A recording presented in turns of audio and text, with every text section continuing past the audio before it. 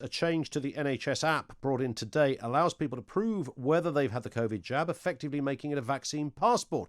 MPs and privacy campaigners have voiced fears that any such system could be discriminatory and may breach human rights. The app, which is separate to the NHS COVID-19 app for contact tracing, can also be used to request repeat prescriptions, book doctor's appointments and view medical records.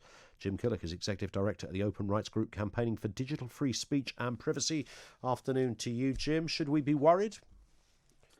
I think we should be worried, but specifically about how third parties are going to use this.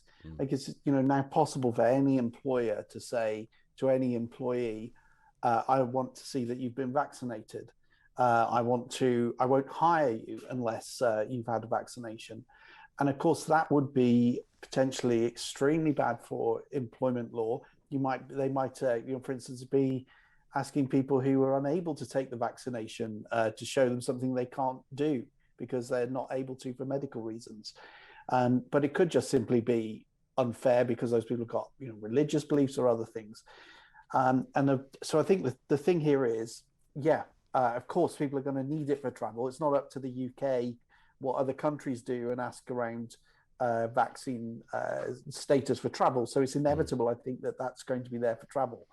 But when it comes to how this is used in the UK, well, there are no rules at the moment. There's no particular guidance. There's no sort of new fining regime for people abusing this. But it's now there. And how do you think it could be abused, Jim? In what sort of way should we be concerned? Well, I'd say that the obvious thing is employers demanding that people show them their vaccine status and potentially refuse them work or refuse them the ability to go to the office or other things on that basis. And there may be no good medical reason for that. Then you've also got the likelihood that there will be some venues, for instance, that will say, "Show me your status," and maybe there's a case for some venues saying, "What is your status?" But at the moment, there are no rules around that, and people are not necessarily in a position to say, "I can't have a vaccine for medical reasons, but I should nevertheless be allowed into places because it's not my fault." So I think we're basically rushing ahead. There was a sense, wasn't there, a month or so ago, maybe a little more, Jim, there was a sense that, which I thought was the best compromise, if you didn't want to have the vaccine, you could just take a negative test and that would have been okay. Does this change to the NHS app suggest that option is quietly being diminished and only the vaccine will do? I don't know that this is, I don't think I can see any particular conspiracy or particular move here. I think the government needs this in place because people want to go on holiday. I mean, that's basically it. And other countries want to take people from Britain to their countries on holiday. And likewise, we in Britain want people from Europe and elsewhere where to come here. So there has to be some kind of system around travel in place. And this is the easy way for the government to get that in. But they are not doing it while thinking about how this is going to be used domestically.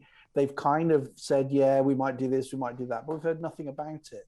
So I think that the thing we've got to worry here is more, to coin a phrase, cock up than conspiracy. Yeah. I think, the government's just not really being straight with us about what it thinks it ought to do and probably doesn't know itself at this point. And that's just not good for anyone. Yeah. The government might say, well, come on, Jim, this is early days, mate. It will sort itself out. We've got an emergency here. Well, that's been a great way of doing things. And we've seen a lot of that. So let's hope that's not what they're thinking. Yeah. I think the other thing with vaccine passports is that, of course, it really matters when people are crossing borders because of the spread of infection. And that being particularly, difficult with travel to stop. Sure.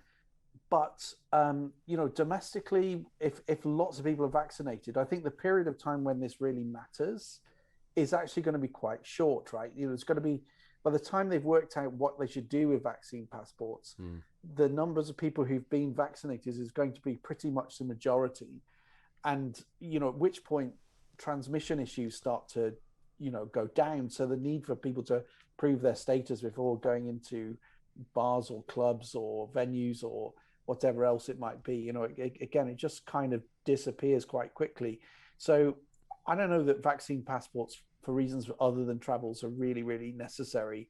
I guess that depends a lot on what happens with, disease, new variants and the need for new vaccines and things like that. If there was those sorts of things happen, maybe there would be a case, but we haven't heard that is the case yet. So, this all feels a bit like guns being jumped. Yeah, I think there's quite a lot of guns being jumped here by the sounds of it. Jim, thank you. Jim Killock, Executive Director of Open Rights Group campaigning for digital free speech and privacy. I think that's the trouble with technology, though, isn't it?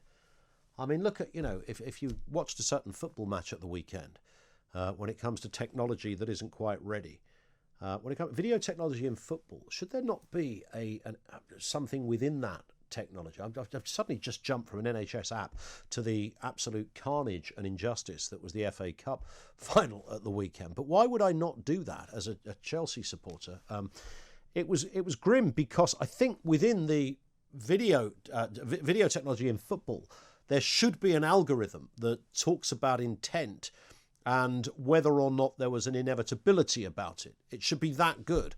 So you could say to a couple of players, well, they did at no point, it's kind of the handball thing, isn't it? Was it intentional? Was it not intentional? A kind of a version of that. That's fair enough, Ryan, isn't it? Get something built in that, you just say, well, okay, hang on a sec. No one in a million years would really call that offside. Not by any stretch of the imagination. But, technically by millimetres, it sort of half was. And I know you have to draw the line somewhere, but there's got to be other ways you get into this. There has to be. And the trouble with so much technology now, whether it is an NHS app, there is a correlation here, actually, whether it's an NHS app or whether it's video technology in football, is that so much of it has kind of like been released 5 years too soon. Because you come back in 5 years' time, and a bit like Bluetooth was invented too soon. And even today, it can be a bit clunky, can't it?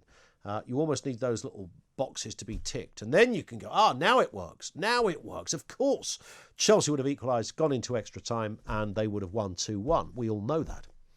0344 499 1000. You're listening to Ian Collins on technology, on Talk Radio even. On technology, on Talk Radio, I think we